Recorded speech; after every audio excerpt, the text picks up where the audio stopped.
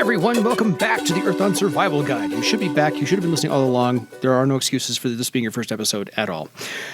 This is the Earthdawn Survival Guide podcast, a podcast for all disciplines, paths, players, game masters, and enthusiasts like Josh and myself. I am Dan. With me, of course, is Josh. I am Josh. Don't listen to him. This is absolutely fine to be your first episode. If you are just discovering us now, and because of when you subscribed, this is the most recent episode that shows up in the feed, you absolutely can listen to this first, and then go back and binge the 42, the 41 episodes plus a couple of specials and other stuff that will, take you through a bunch of time to get caught up. I just got told. I'm just kidding. On today's podcast, we'll be discussing all things quizzical and gestational. We are going to talk about all the emails we got. Gestational. Things that have been gestating in your mind that you need to bring to fruition. Oh, okay. Yes. Okay. Yes. Okay. That's the end. That's the end. I'm picking up what you're putting down. Dropping it like it's hot, baby. If you have any questions for us, because we're going to answer a whole bunch of questions today, if you have any, please feel free to email us at edsgpodcast@gmail.com, and we will get to those in a future episode. So, other than that, yes. Let's start off with, I think we've got one. Rob sent us a bunch of emails. We've got one. I've got the first one here. This is an email from Rob, who says, "Hi, folks. Great show as always. Before I get to the anniversary suggestion, for those of you who are just joining us, a couple of episodes ago, we asked about ideas that people might have for a 1-year anniversary show, because we are coming up on that here as our recording date in like a month. Yeah. So, people have been kind of suggesting, tossing forward some ideas. Yes. Anyway, before I get to the anniversary suggestion, etc., a quick point on Spirit Talk, which was discussed on the Nethermancers episode. The Spirit Talk talent does not, unless there's an errata missing, mention ally spirits specifically, just spirits. I've interpreted this in my game that our Nethermancer can talk with wood, fire, etc. spirits, but that the difficulty level is higher for him as he's got to convince the spirit to talk in that language, and it may be rougher at it. If he rolls low, it might be due to his inability to understand, or its inability to communicate, whichever makes the most sense. In the guides, this is all quite vague, with elemental tongues only being mentioned on a couple of the listed elemental spirits, and spirit talk mentioned as a way to communicate with ant spirits, or invi, which are clearly not ally spirits. Okay, so, valid point that he raises, that the talent does not, in fact, specify ally spirits. Okay. Yeah, I double-checked with Morgan to get a feeling on this, because elementals do have elemental tongues, and I always felt that spirit talk was sort of the ally spirit equivalent of that. Morgan did clarify that I was correct, that it is ally spirits, but also beast spirits introduced with the shaman discipline in Mystic Paths are also communicated with via spirit talk, but that elementals you should not be able to communicate with elementals through that talent. Invi, obviously, are also valid targets for spirit talk. I think if I had to go back and do things over with a little bit more thought and consideration for 4th edition and some of the development work that we did there, I might collapse things even further and just have one spirit communication talent to combine both elemental and ally spirits and everything into just one spirit communication talent, and maybe have that extra success mechanic built in where it is more difficult to talk with spirits not of the kind that you are associated with, because that makes a unified mechanic for everybody particularly useful. If you decide that you do want to allow your Nethermancer to continue to talk with elementals using that talent at the extra success level required, that's perfectly all right. Nobody is going to come and we don't have an elite hit squad of Sky Raiders that will drop down through your roof and smash your books into paste because you are not take your dice away doing things as written. But the intention and the errata, at least as of this recording, is not in there yet, but it will be showing up in the official errata document fairly soon. Okay. So he then goes on, congrats on the 1-year anniversary. I think that the popular podcast statistic out there is that the vast majority of podcasts don't make it past episode 1, and many don't make it past a dozen or so. Glad you all stuck to it. So thank you for that. He does go on a bit more with some other suggestions and discussions. My first podcast made like 14 episodes. My second made 6. He actually said he preferred not to be read on the show, which is fine. We will honor that. As of this recording, I haven't actually responded to him yet, but I do want to. He brings up some very cool and good stuff that I want to reply to him and whatnot. Thank you for the email, Rob. Absolutely. Yeah, so to clarify, Spirit Talk for Nethermancers is only for ally spirits? Ally spirits and beast spirits. I might be inclined to, like, say, if you're a Nethermancer and trying to talk to a beast spirit, you need the extra success the same way that you, like, or vice versa. But yes. The errata will officially state at some point that Spirit Talk does not allow communication with elemental spirits. Okay, fair enough. And then because the elementalists, their elemental tongues is only Correct. elemental spirits for them. So just there will be a delineation made. Okay, making sure. Want to just summarize that in one quick sentence. Okay, on to a self-proclaimed Earthdawn junkie, Vince. Hi guys, I am curious about how spell creating will work with the new mechanics of thread weaving. I was in the process in a previous campaign of having my human Nethermancer create a spell called Brittle Bones that reduced the target's wound threshold. We were looking into how the balance of mechanics of it and we're basing it off the rules stated in one of the earlier books, such as adding small bones being crushed to the character's hand to require a bit more process, which in turn would help lower the required number of threads. How would you work this spell, Josh? So it's the first question. Will there be any mechanics put out about spell creation for characters' benefit or edification? First edition Magic: A Manual of Mystic Secrets had... Okay, asked and answered. First edition Magic: A Manual of Mystic Secrets did have a spell creation system where you would, based on the type of spell that you were trying to make and the effect and method by which it was doing things, and a whole bunch of like modifiers, plus and minus, and in the course of designing, you would make thread weaving tests or read-write magic tests, or I haven't looked at that system in ages, so I don't remember the specifics. But that basically it allowed you to create a spell, and the magician would make tests to determine like how many threads it actually required, and a whole bunch of stuff like that. 4th edition, we are not planning to actually release a spell design system along those lines for a couple of reasons. One, spell design and balanced spell design especially is as much art as it is science. It is a lot more complex than just simply throwing a bunch of modifiers onto a sheet of paper to figure out where things should be. It's possible for a sufficiently motivated individual to kind of look through spells and get a rough idea of how things work, but we're not planning on any kind of official, here is how you can build your own spells. I understand that some people are looking for that, but it is something that we're not particularly interested in because it is very, very difficult to present a system like that is not subject to abuse. And we don't really want to encourage somebody to find the weak points in the system, break them, in order to create an overpowered and overbalanced spell, and go to their GM with it and say, oh no, this is fine because it's made according to the rules in the book. While we certainly support the idea of the game master basically saying no to anything, even if it is something that is in the books, it's a lot easier to just head that off at the pass by not having a spell design system like that in place in the first place. That said, especially with the new wrinkle of the extra threads. Well, yeah. That 4th edition has presented. Right. The extra... That just adds a whole... Yeah, the extra... Honestly, I think when it comes to spell design, the extra threads consideration is probably one of the easier aspects of it, because those are fairly standardized if you go and look at the spells in the books. But, yeah, the extra threads mechanic does give spells, as we discussed in previous episodes, a little bit more life and longevity in an adept's career. Mm-hmm. And which is something that's kind of causing a little bit of problem when it comes to looking at what higher circle spells are going to do and the kind of design space that they'll be in, because it's no longer just a case of, oh, it'll be like this lower circle spell, but more. It needs to they need to bring a little bit of something new to the table.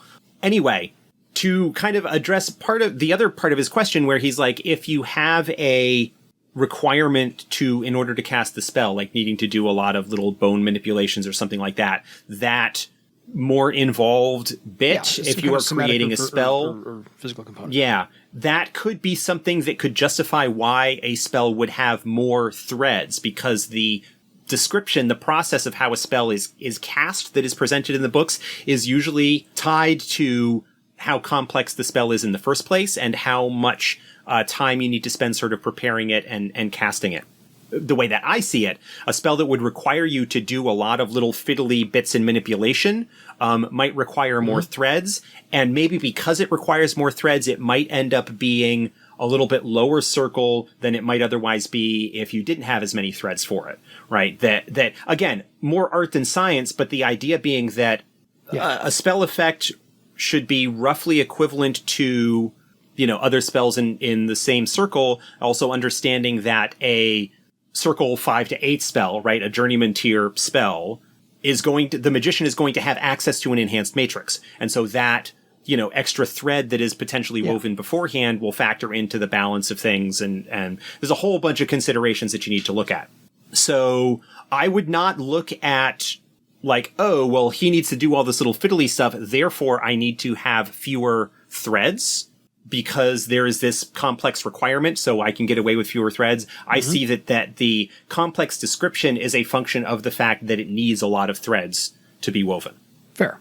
There was another question about the suitability of the. There was another question in there, right, about the suitability. Like, would the is reducing wound threshold possibly game breaking, or what? No, I don't think it is. In part, and I'm trying to find where it is here. There is at least one knack that allows. Hold on, I'm looking it up here right now. There is a third rank 3 Nethermancer spellcasting knack, one of their cantrips called Bleed. Nice. If successful, the target suffers -2 to their wound threshold until the end of the next round. So it is absolutely, especially if you're looking at it as a Nethermancer spell, it is boom, right in their wheelhouse in terms of that. Wheelhouse. I would think that totally the spellcasting knack being rank 3, I would probably start off with that spell maybe being benchmarked at circle 3.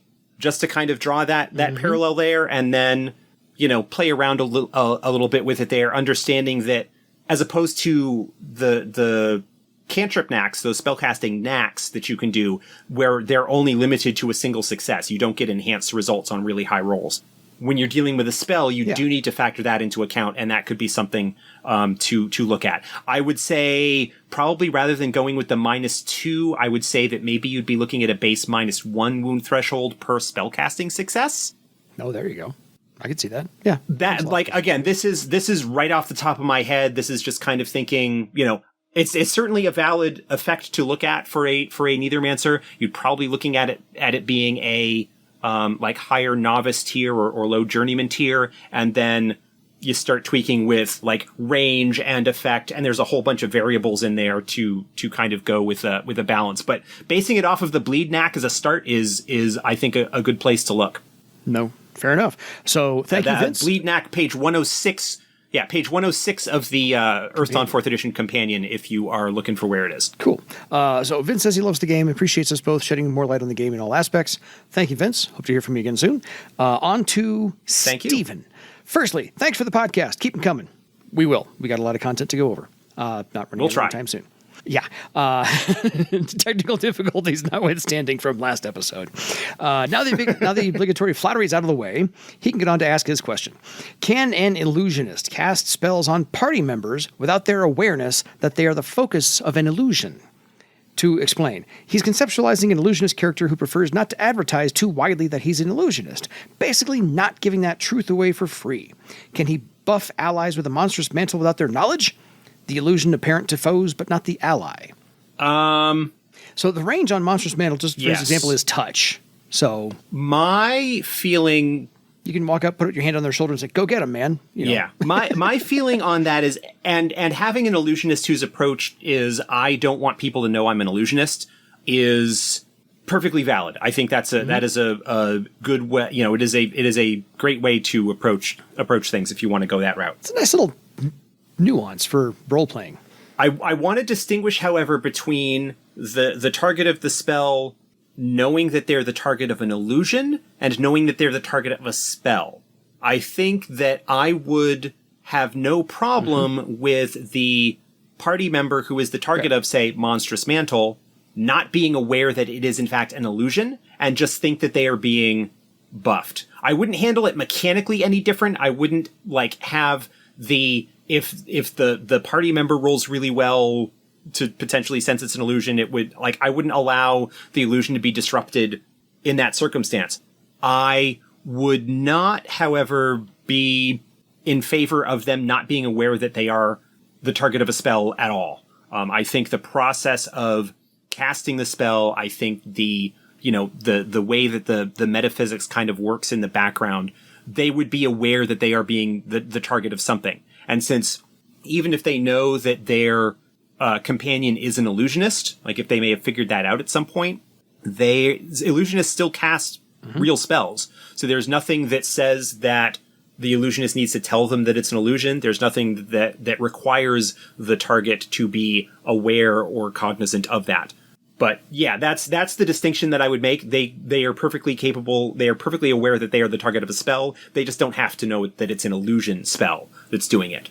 Otherwise, you get into some really bizarre situations where, oh, you don't even know I'm casting a spell on you, but now you have like bonuses to attack and defense and things like that in the case of Monstrous Mantle that just start to break stuff from a in-setting narrative standpoint. Fair enough.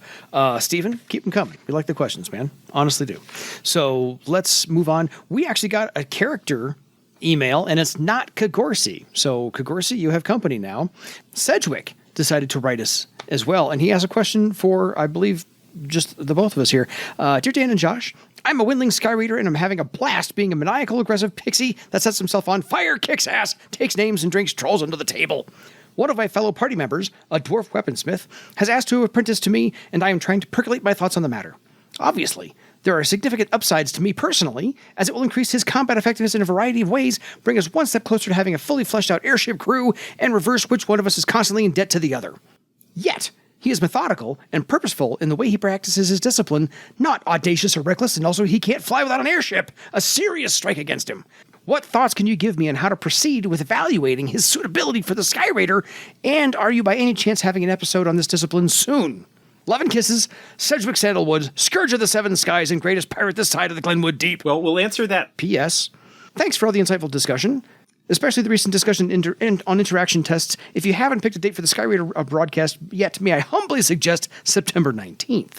More love and kisses. So, Sedgwick, the Skyraider episode went up last week. I understand Thanks for tuning in. Why September 19th, for those who are not aware, is International Talk Like a Pirate Day. Arrgh! That episode dropped a little bit before that. This is the episode that is actually dropping right before Talk Like a Pirate Day, at least as our schedule currently holds. So you got your Skyraider episode. Yes. There you go. And to answer that tail end stuff first.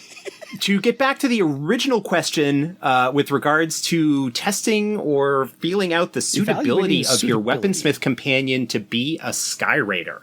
Yeah. Well, man, that's tough. Skyraiders are fresh in our mind. That's actually not a bad thing since we just did that episode. Yes. Yeah. Do you have thoughts? Well, let's start with you, Dan.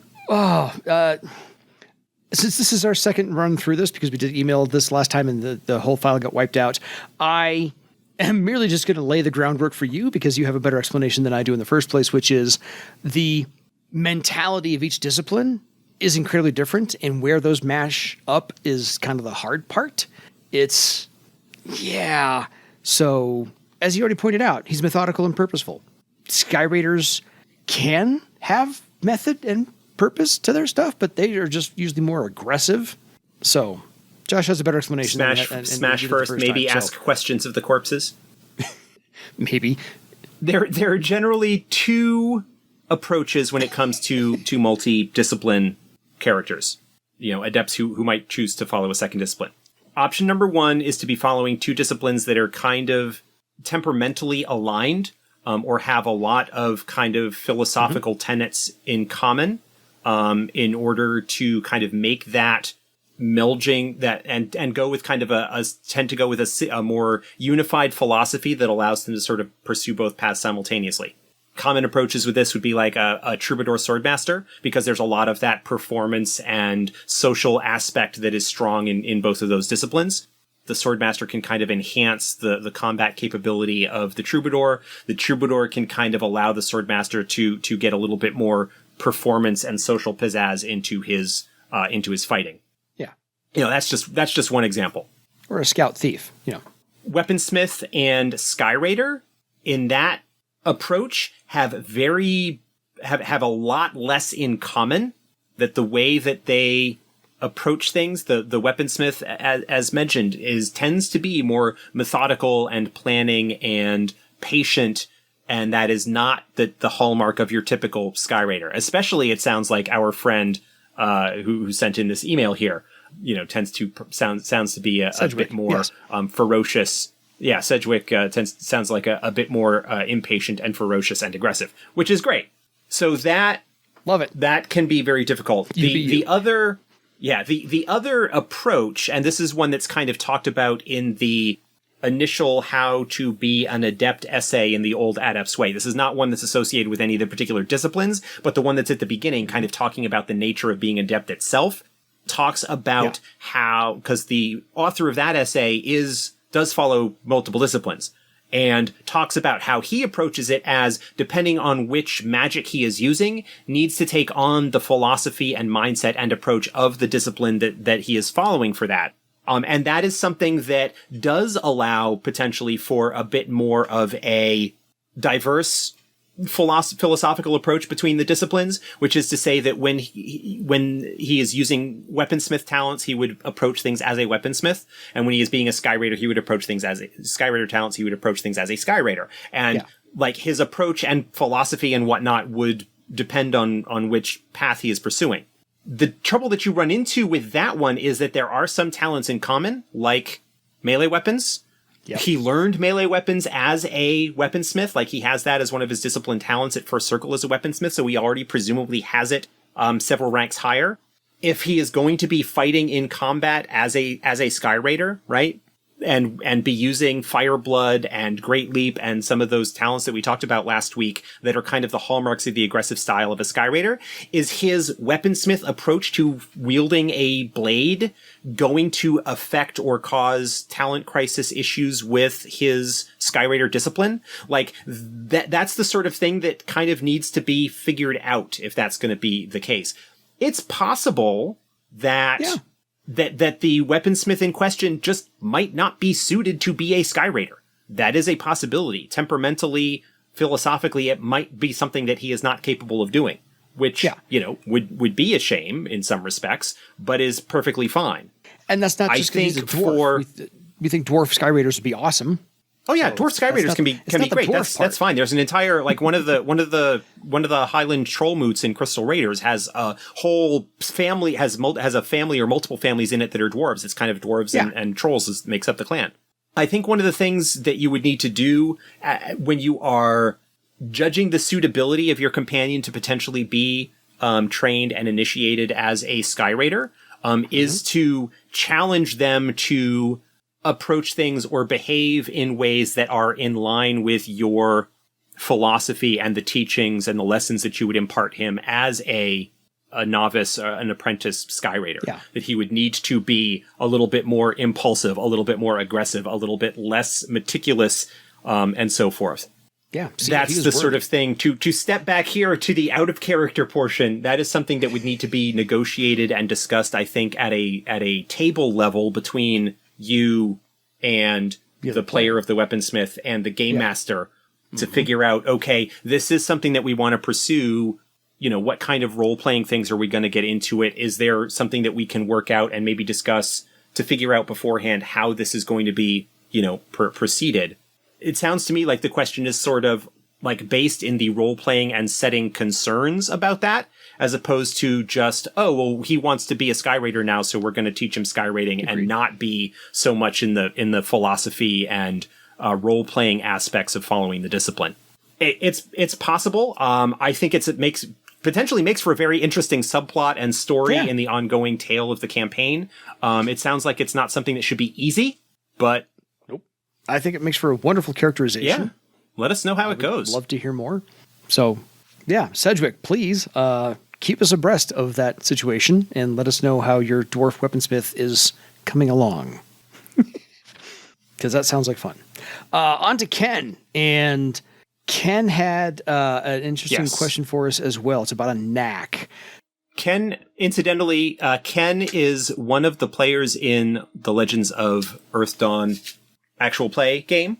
I think Ken plays... Nice. Cool. He plays one of the other casters. I am now blanking on whether he plays the Elementalist or the Illusionist. I think he plays the Elementalist. I think he's the Dwarf Elementalist. I think he's anyway. The Elementalist. Yeah, that sounds about right. So, Ken, thank you for local Union 376 Ironworkers.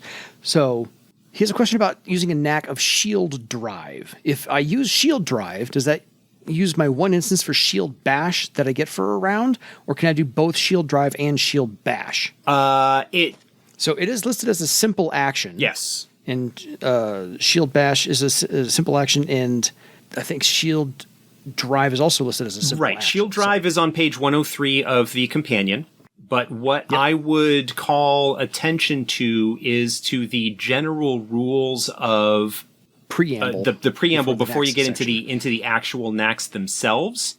And this is on page 77, page 76 and 77, that you can only use a particular knack or a knack off of a talent once unless it specifies otherwise. So the choice is that you would use the normal shield bash or shield drive, unless the knack in question has standard effects as basically the keyword at the beginning of its description. And what that basically means is that you still use it as a knack, but it does the standard effect of the talent plus the additional benefit of the knack. So shield drive in this case basically replaces your normal use of shield bash for the purposes of your use that round. You cannot both do your normal shield bash and do the shield drive. Okay. So it sounds like we need to have a knack episode rather soon, because this is our second question with knacks recently. Yeah. Yeah. So it's slated. We'll get there. Promise. Promise we will. Shield drive knack does not mention standard effects. So it uses the normal, it uses the abilities, the effects as described in the talent knack on page 103 and 104, opposed to the normal shield bash. So it just replaces shield bash for that round. Okay. On to Shannon. Shannon had an idea for our 100th episode, or possibly anniversary episode, which is possibly to do an interview with Lou Prosperi. And to that, I hesitate. Only because I can't say it's been done before. I can't say it's been done ad nauseum. We'd love to hear from Lou, but I have nothing new to ask him. So until I can think of a really great set of questions to last an hour, there have been... I don't have any. There have been some interviews that he has done recently. He did one back with the Live from Bar Save crew, Chad and Rachel. He did an interview with them. He's appeared on a couple of other podcasts and whatnot over the last few years. Some of them talking about Earthdawn, some of them talking about other stuff. But he's been on a few shows, and as Dan has said, certainly. I mean, I've known Lou at least as an acquaintance for quite a number of years, going back to the mid to late 90s and the old mailing list days when Lou was the line developer at FASA for Earthdawn. And so we've known each other, in passing for a while. And I feel kind of the same way as you do, in that while I would love to, in some, like, having Lou on the show, I think would be interesting, provided we could come up with maybe a slightly different angle than the questions that have come up for him before, because those have been asked, and maybe people haven't heard them and it would be the first time or whatever. But I think for us as hosts, as the people who would be talking with him, there would be I think if we were kind of going over the same ground that we had heard in interviews with him in the past, it would lack a certain authenticity, for lack of a better term. Sincerity. Like we might not be as engaged as I don't know that we would necessarily be as engaged or interested in what would be going on, but maybe the solution to that would be, rather than us trying to come up with questions ourselves, would be to perhaps solicit questions from our listeners. that if they have questions that they would want to ask, and potentially that those could then prompt a discussion between the three of us, with regards to the topics or whatnot. I don't know. Lou has mentioned that he would be open to being on the show. There's also the technical aspect that we haven't really explored in terms of how we would do that. I know that it's fairly easy to get like the recording off of a Skype call or something like that. Like, it doesn't strike me as being something that would be too particularly difficult. We just haven't looked into it because it's not something that is part of our production process. But it feels a little bit short notice to have that be the first anniversary thing, but maybe something a little bit further down the road as a possibility. Commenting on our post on the Earthdawn Guild, he's listening to our show. Hi, Lou. How you doing? Drive safe. Be safe. So not like we're not getting feedback. Yeah, I mean, he hasn't. I don't know how. Yeah, well, he hasn't because he hasn't been commuting like so many other people have not been commuting these past several plague-ridden months. I don't know that he is necessarily up on the episodes the way that he was back when he was commuting and could basically listen to the show when it came out, in the next couple of days during his drive to and from work. But, whatever. That's something we can certainly, other people have mentioned it and we can take it under advisement and look into that in the future. Yeah, Shannon says maybe not the anniversary, but the 100th episode, which is a ways away. So maybe we could figure that out. We got some time. That's another year. We can file those away and we can bring them all back out when the time comes. So otherwise, Shannon recommends some Earthdawn marketing ideas because we've asked for other ideas on how to get Earthdawn in front of more eyeballs and make it more mainstream.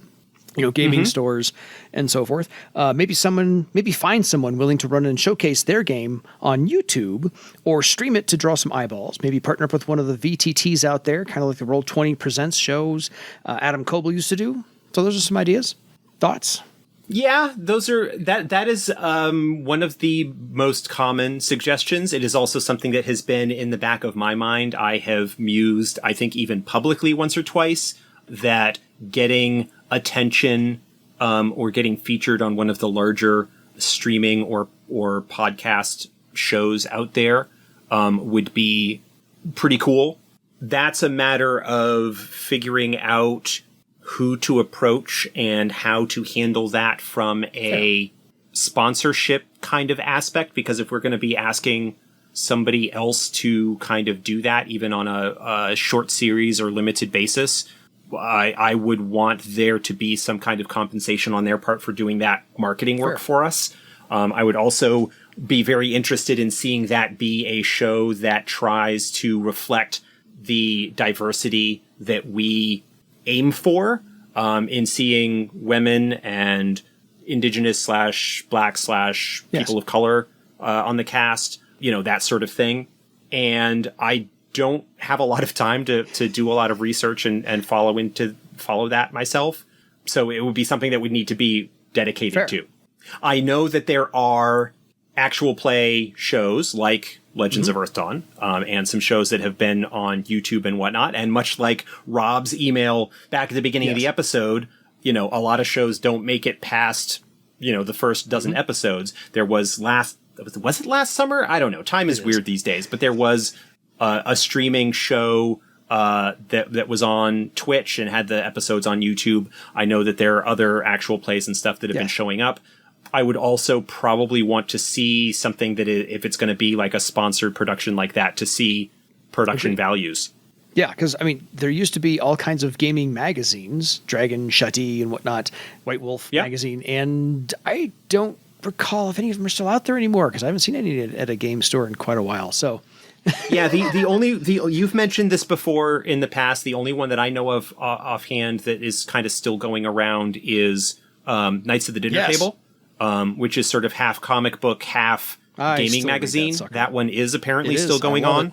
Although it's, the days of the brick and mortar store being the hub of where people find out about the latest gaming news and stuff like that are... Yeah, fair. They are very different than it was 15, 20 years ago.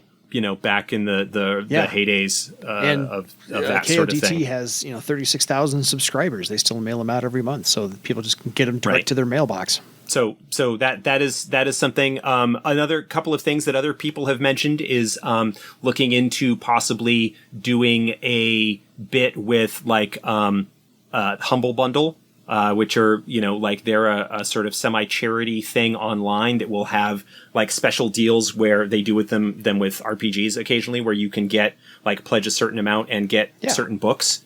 And I have not looked into what the logistics of such a thing, what they would require from us, kind of thing. And that's also like any time we get into a situation where we would be spending money, that is taken out of my hands. I don't deal with the money. It would be a matter of putting together a good pitch, and, our budget is somewhat limited, and it would basically, a case would need to be made for, is the money that we are going to spend on this going to justify the increased visibility and potentially more sales that could come about as a result of it. And that's a big question. We have successful Kickstarters. We raise, decent amounts of money. Perhaps some things could sort of be combined, and we could have a situation where we maybe get a sense of what it would cost to sponsor an actual play show for a little bit, and have one of the stretch goals for a Kickstarter for a book be, we will, sponsor X episodes of a show or something like that, to have that be done. I don't know. There's some great ideas have been coming in, and we're kind of just like filing them away, and we'll start looking at what is feasible in Love the the guerrilla future. marketing ideas. Keep them coming, people. So on to Steve. Hi, Dan, Josh, alphabetically speaking. So apparently you're more important, but I'm just alphabetically superior. Who knows? I'd be interested in hearing about your favorite characters that you've played or had in your groups. Similarly, great dynamics within groups. I know Dan GMs mostly pre-published adventures, so without spoilers, do either of you have any favorite scenes with your games where the players came up with a plan of action you hadn't expected, but that was all so good you went with it? I.e., Needle's use of Clarion Call and Parlength.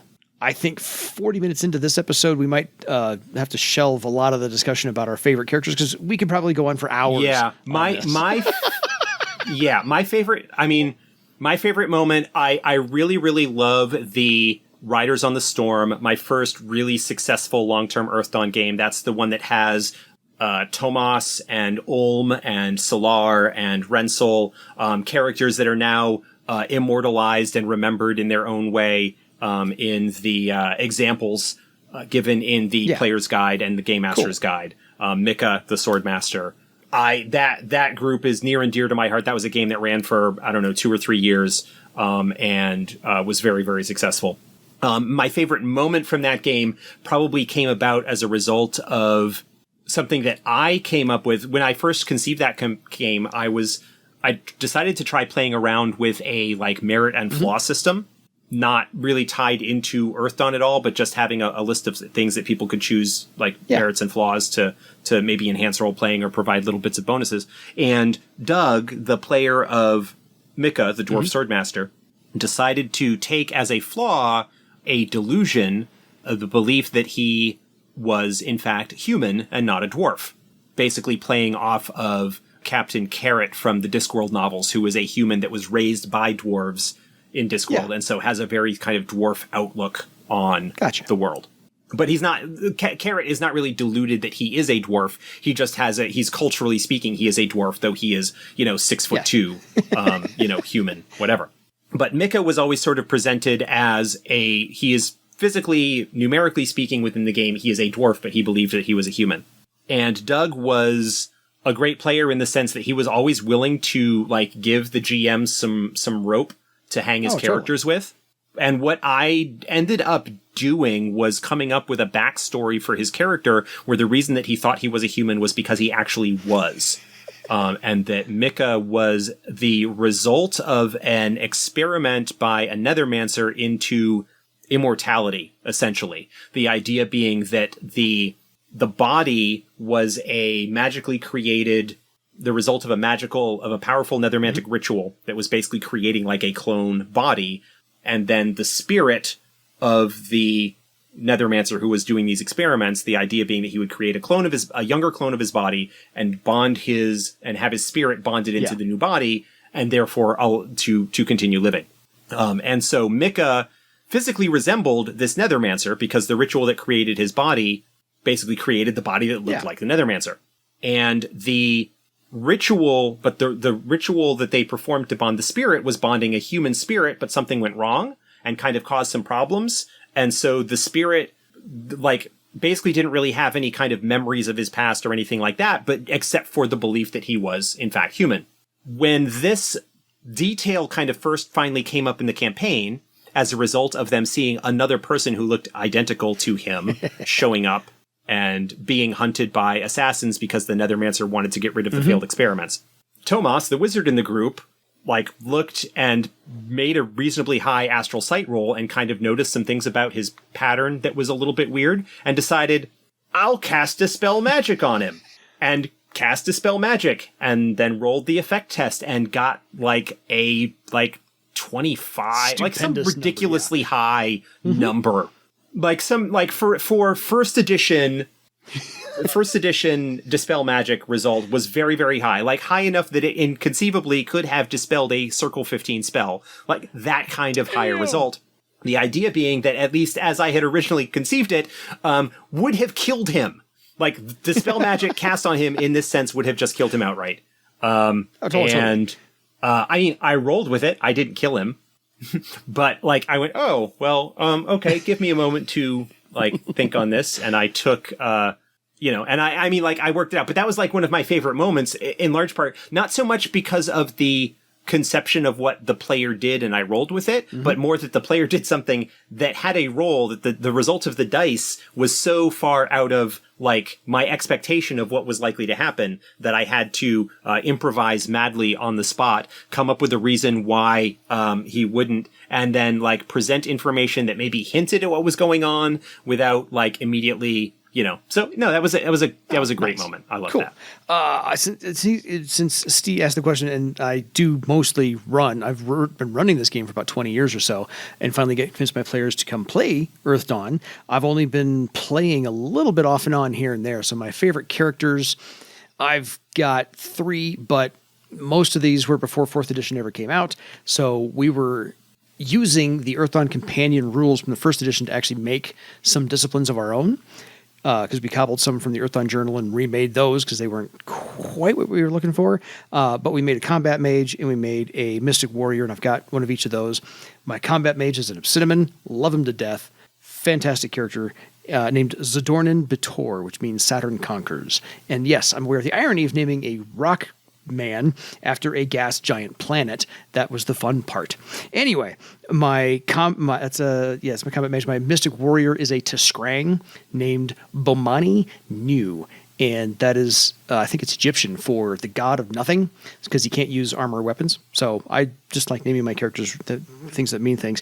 My second favorite character is my dwarf thief, who is named Asanon Oro, the bringer of gold, but he does not touch dead things. So if you killed it, he's not going to loot the body. Everyone was like, I'm going to go loot the bodies. He's like, no, I'm not looting the body. I'm a thief.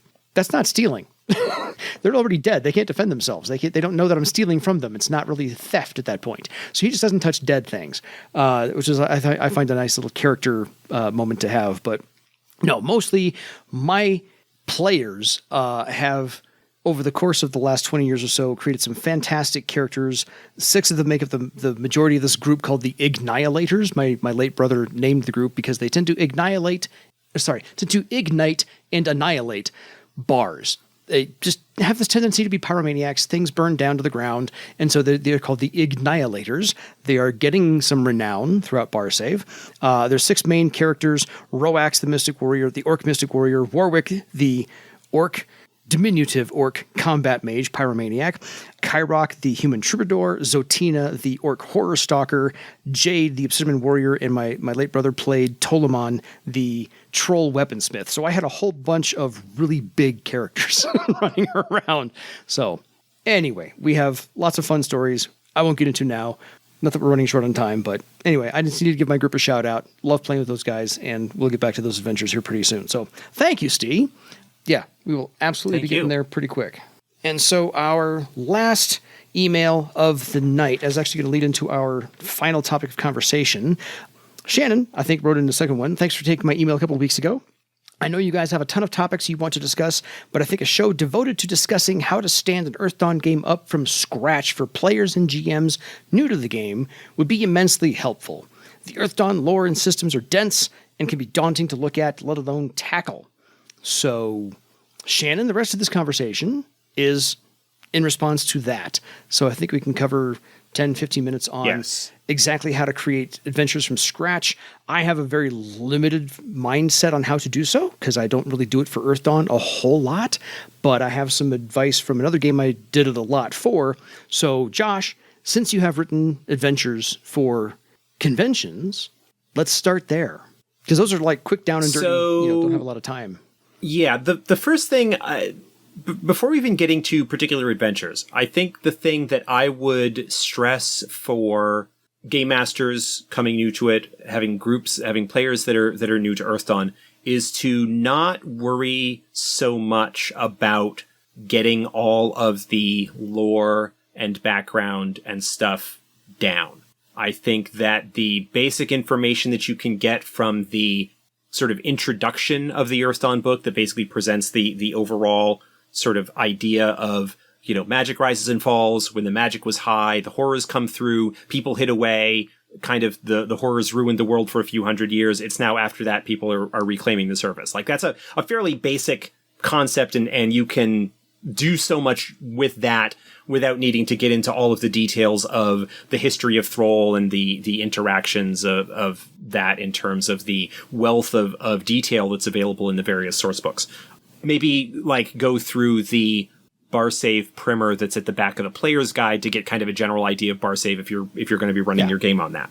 But what I might suggest that you do is start off with your player group. If it's been agreed that you're going to be playing Earthdawn, which should be the first thing that you figure out before you try and do anything else, is have that session 0, get everybody or as many people as you can together around the table, go through the Namegiver races, go through the disciplines and the basic concepts behind them without getting into all of the heavy mechanics and whatnot, and kind of just go through that with the players and see what captures their attention, see what they are interested in, start to get like the concepts of the characters that they will be playing beforehand, and like maybe cover some of the really basic ideas and general campaign hooks or themes that you might have, which are presented in the game mastering chapter of the Game Master's book. Again, it doesn't require a lot of knowledge of lore or background history, but just like those 3 or 4 pages in the Game Master's guide that talk about different styles of campaigns, like the horror campaign, the sort of political campaign, the Therans, or various kind of themes and oppositions that you might have there. And as a game master, maybe get some idea of what kind of excites and interests you and things that you might like to explore.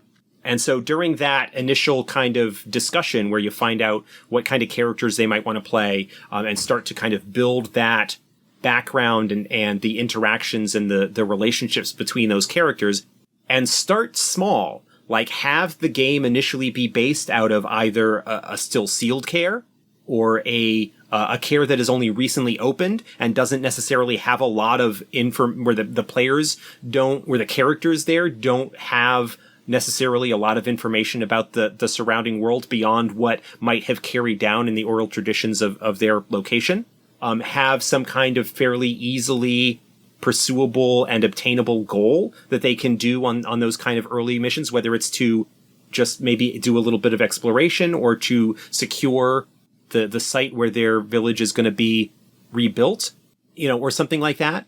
Any kind of site that is maybe slightly off the beaten path of common trade routes and whatnot, so that you have a small scope and you don't have to worry so much about having the understanding of all of the big details and major players and all of those kind of interactions.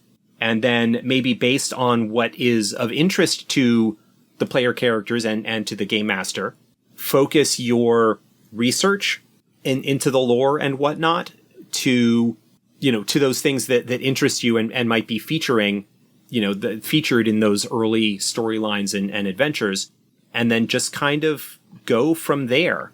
That's kind of what I would go. And Yeah. And then from a mechanical standpoint, especially if you've got new groups, you definitely want to start with brand new first circle characters. The advantage, one of the nice things about first circle characters, about new characters in Earthdawn, is that while there are a significant number of talents in the game, the number of talents that any character has to start off with is relatively small. You know, that you'll have 6 talents, a couple of which will be fairly straightforward, basic, like a basic attack talent of some sort. Thread weaving, which you don't even really need to worry about too much except for your magicians. Yeah. And then like 1 or 2 talents that will, like, that are little tricks and stuff that they can do in the course of things. And maybe if you're the GM, get at least maybe a rough idea of what they can do, of what the different disciplines that are in your player character group can do, but maybe rely more on the player characters to have to learn that mastery of their discipline talents and go from there. Mm-hmm. Where you as the GM might be focusing a little bit more on the broader rules of combat and interactions and maybe creatures and things like that, that you will need to use when you're running your games. So that's kind of where I would go and start off. And the other thing that you can do is shamelessly crib from other fantasy games and adapt adventures, either, D&D and Pathfinder adventures especially. Totally. You can kind of take some of the basic framework and ideas from some of those and adapt them to an Earthdawn type setting.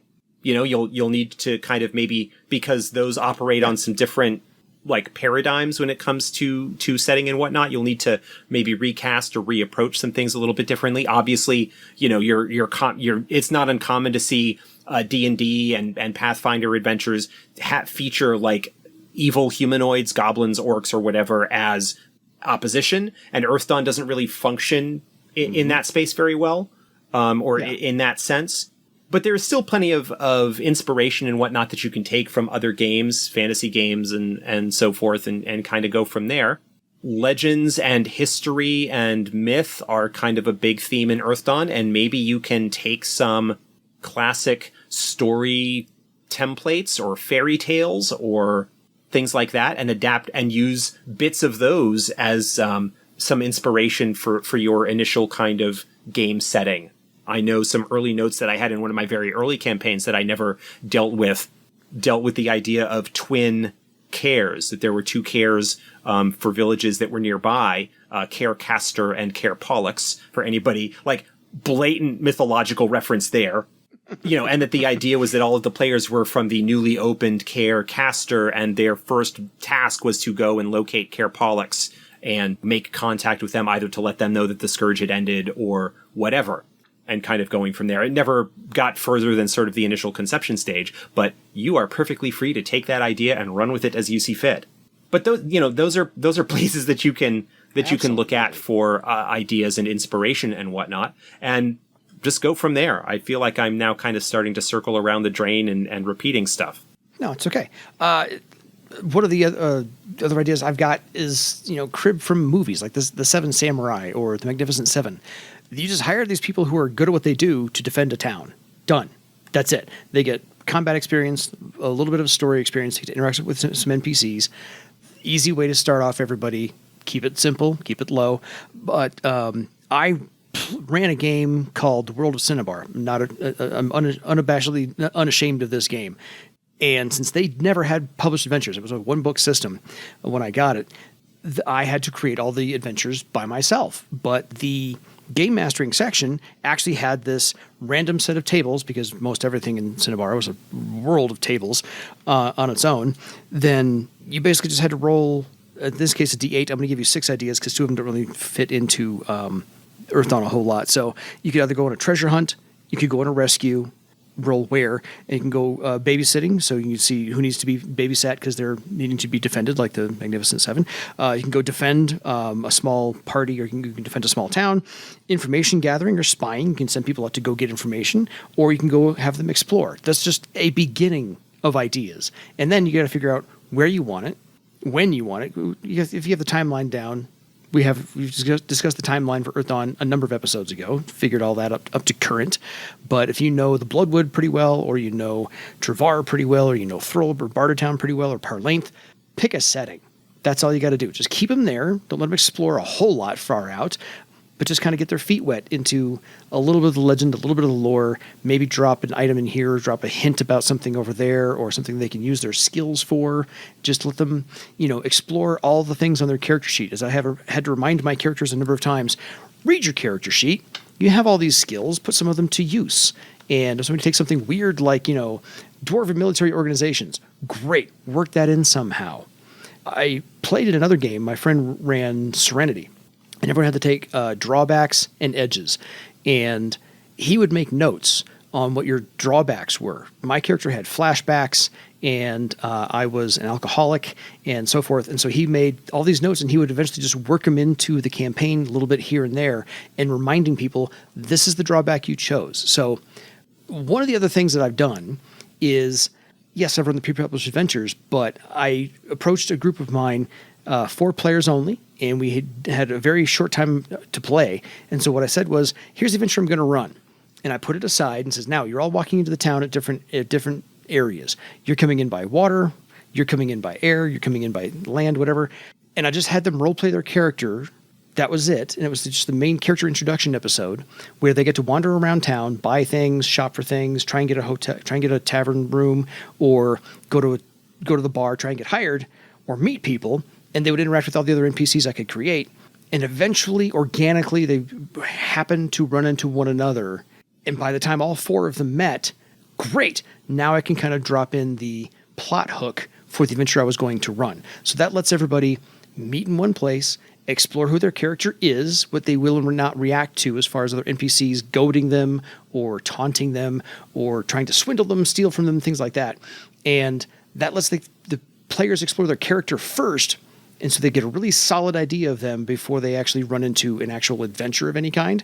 So, that's a nice, easy way to let everybody kind of be led into the game as a whole. Yeah, the other thing that I would suggest if everybody is kind of new to things is be willing to rewrite or retcon or rework stuff as you find out that it's not working.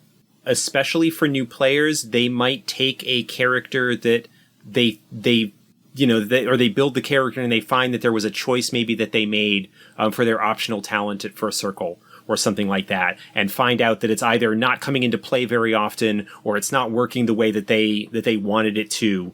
And so they might want to change. And I think that it is perfectly acceptable to let them do so, especially for newer players, so that they can have a character that they like, have a character that they want to play, have a character that they enjoy. And that's happened a couple of times for characters in the Legends of Earthdawn game, which is one now where we're up to like 7th Circle. And a couple of times, people have kind of remade their characters for various reasons. But that's something that I think should be allowed, especially for newer players. And otherwise, have a plan.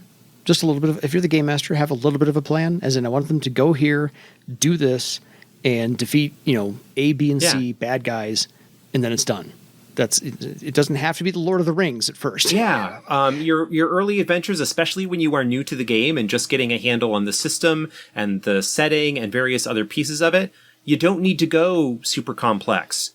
Everybody kind of tries to shoot for, I don't want to say everybody, but it is a common idea to go for I need to lay the groundwork and plan for my whole kind of epic 2-year campaign story arc kind of thing. I don't think it's, especially if you're newer to a game, I don't think that it's required that you do that, because that feels very intimidating, because it feels like you need to have a lot more world built and a lot more plot in place and a lot of stuff that you feel like you need to know about the setting before you get to that. Mm-hmm. Start simple, start small, start in an area where you can focus really well on some details and some things that allow you to get a handle on the game, and then start expanding from there based on what interests you or interests your players and that sort of thing. No, go ahead, Dan. Oh, I was going to say, I want to give a shout out to, I'm listening to the Legends of Earthdawn that you play in, And I want to give a shout out to Cliff, because at one point in the first half dozen episodes or so, you were all heading to par length, and he said, okay, I need to know which route you're going to take, so I know what to throw at you, depending upon the terrain that you're going to be going through and how long it's going to take to get there. Because it was a give and take between the players and the game master, and he fostered that by saying, let me know your plan. We'll end it right here, and that way I've got the next week or so to go plan that out, if I got to throw stuff in or take stuff out. And he knew what was going to happen, to say, okay, this is the route you're going to take. I will I can't say shoehorn. I will put these obstacles in your path on purpose, or I can work this in earlier or later, depending upon that. So if you as the game master or you as the players can have that kind of give and take with the other members of this adventure you're going on, then it's very helpful for all people involved. Yeah. So I want to give a shout out to Cliff, who's doing a fantastic job doing that. Absolutely. The other thing that I would mention, maybe to kind of wrap things up, because we are at about our hour mark here, is absolutely feel free to reach out for advice, whether to myself, Discord. On the forums or on Twitter or the Facet Games Discord, where we've got people that are players and whatnot. The Discord can be a little intimidating because it's been around long enough that there are some regulars that have in-jokes and things like that. And I can recognize that it might feel a little bit unwelcoming to newer folks kind of coming in. But, if you are looking for specific advice or suggestions about things, then definitely reach out to folks who might have some insight. But absolutely do not let us tell you how to run your game. No. That's your game. Because different people do have different feelings and objectives and desires. And ultimately, you and the folks around your table need to be having a good time. And that experience is unique for you. And the best that anybody can do is offer advice and suggestions on how they might have handled a similar situation in the past. Fair. The last thing I've got before we wrap this entire thing up is I love the character-driven moments in the role-playing for Earthdawn. So my players have, and I've encouraged this, create a character you want to write a novel about when you're done, and that way they put a whole lot of themselves into that character, or they stick with their mindset for that character.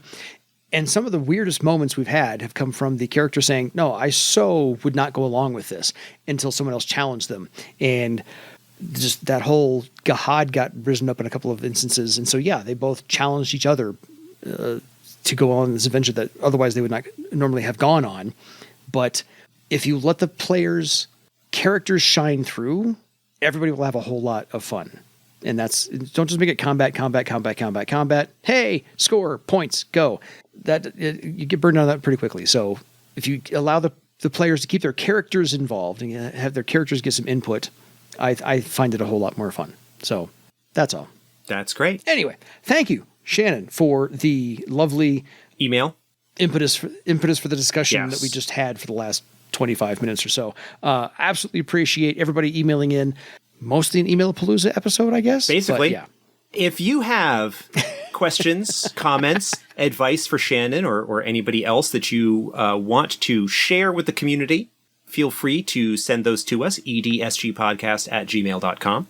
We do emails every couple of episodes because we do tend to get a few and find that the discussion and questions that those prompt is as interesting and entertaining as the more planned episodes that we planned, like we plan, that we have as part of our situation. Yeah, because we bump the planned episodes for your emails.